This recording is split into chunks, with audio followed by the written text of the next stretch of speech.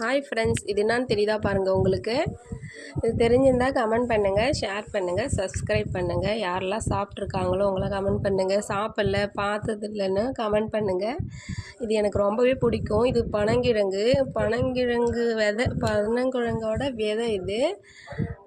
எங்கள் கொல்லையில் பனங்கிழங்கு போட்டிருந்தாங்க. அந்த பனங்கிழங்கு நோண்டும் போது இருந்தது. எங்கள் அப்பாட்ட நான் கேட்டிருந்தேன், அப்பா பனஞ்சோறு இருக்கா அப்படின்னு சொல்லிட்டு.